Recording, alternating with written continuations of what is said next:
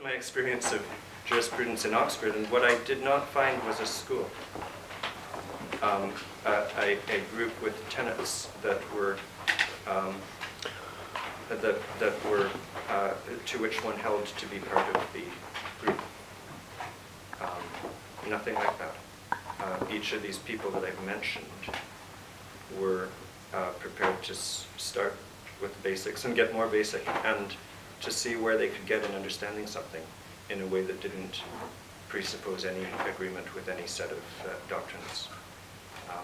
So they were all, and those people that I've mentioned, whenever I've encountered them in what they write or in seminars or lectures, always disagreeing with each other and with others, and that's what I've found in doing, and it's worth trying to do it because of that basic methodological maxim. It's actually a good maxim to find something that somebody brilliant has said and to see if you can explain why you disagree with it. One of the good things about jurisprudence in Oxford is the freedom that comes with that sort of approach of those particular people. You can wear what you like. You can wear a tie, right? So I'm not even embarrassed. Right? In some contexts, it would be embarrassing, but I can do that. And you can think what you wish. And a further danger about jurisprudence, connected with the chasing each other in circles one, is the danger of becoming part of factions. And it's possible for jurisprudence to be a battle of ideologies. And it lends itself to that, because the basic work that you do in jurisprudence really is connected with questions of what allegiance one ought to have to certain purposes in action in a community, right? So there is a connection with ideology, ready at all times, and pressing it sometimes, and it's possible, and it happens in some parts of the world, for jurisprudence to become a battle of a political battle, a religious battle.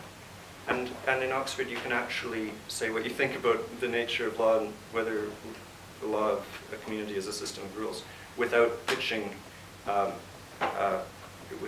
yourself in a camp or a party. Now that's been my experience. I'm not sure it's been everybody's experience, because those people are always disagreeing with each other. Of course, there are lots of things they agree with each other. Those aren't the things they talk about when they give seminars, because it's really boring to give a seminar where Jones agrees with Blocks. But there's a lot that those people agree with, and maybe it is related to what Tony said about the distinctive approach of lawyers that he distinguished from the chess player approach, the approach of lawyers who ask about reasons. And there's something that I think you might say, that common thread in those people I found teaching jurisprudence when I came to Oxford in 1991, the people who ask about reasons. And that's a controversial approach, right, to jurisprudence. So there is something that those people share who do jurisprudence in Oxford. So I don't want to make it sound as if in Oxford anything goes. Well, in Oxford, or anywhere, right, and let's forget about Oxford for a minute, wherever you do jurisprudence, you ought to be prepared to listen to and to reason with anyone about the basic questions that we're dealing with. So wherever you're doing jurisprudence, you ought to be open to different ways of approaching the same basic questions. And then it ought to be an aspiration for this or any community where people try to do jurisprudence to preserve that, or to achieve it, because you can't preserve it, you can't ever sort of guarantee it, but you have to work for it.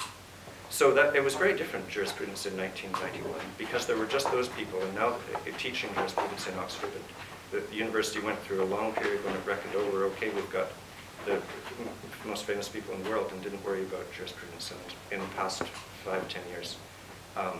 For various reasons, not to be honest, a general faculty policy, but for various reasons. A lot of new people like me have started teaching jurisprudence in Oxford.